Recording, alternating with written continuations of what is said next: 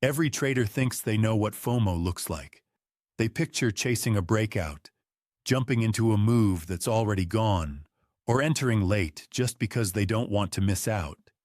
And yes, that's FOMO. But the truth is, FOMO wears many masks, and it doesn't always show up in ways that are obvious. It can be subtle, convincing, and disguised as logic. And if you're not careful, it will quietly drain your edge until you have nothing left. Sometimes FOMO looks like taking trades just for the sake of being active. The market is moving, and you feel like you need to be moving too. You tell yourself that sitting out means missing opportunity. But if your setup isn't present, there is no opportunity, only risk. Trading without structure, simply because you're afraid of missing the move, is the clearest sign that FOMO is in control. Other times, FOMO shows up in the form of seeking confirmation. You convince yourself that waiting for one more piece of evidence, one more test, one more signal, makes your trade safer. But what you're really chasing is certainty, something the market never gives.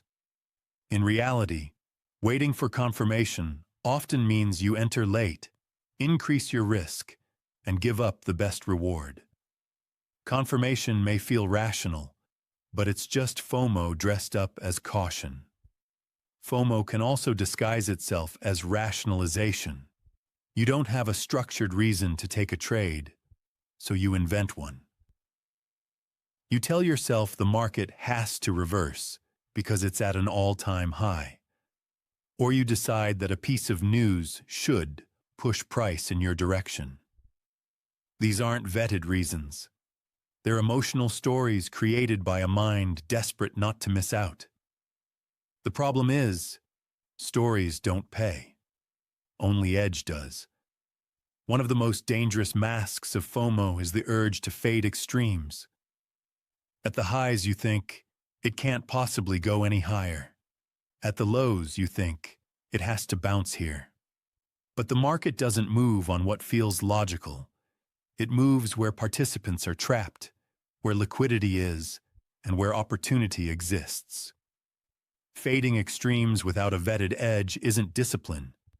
It's FOMO trying to lure you into the exact place where traders lose the most.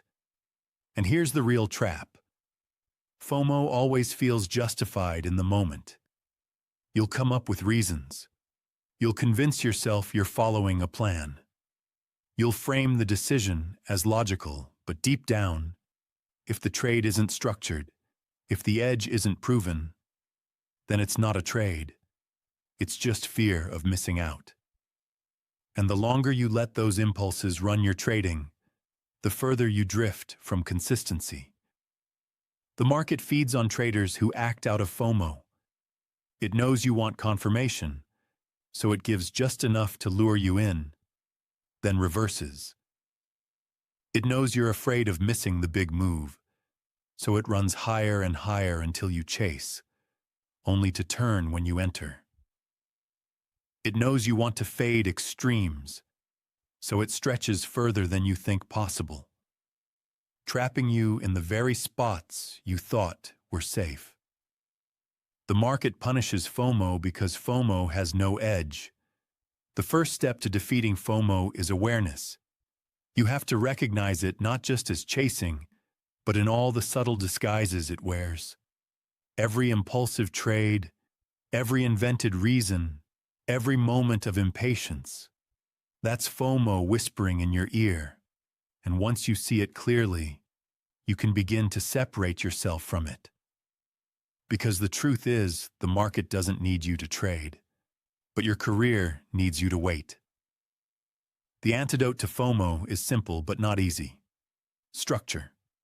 If a trade setup isn't present, you don't take it. If your plan doesn't qualify it, you let it go.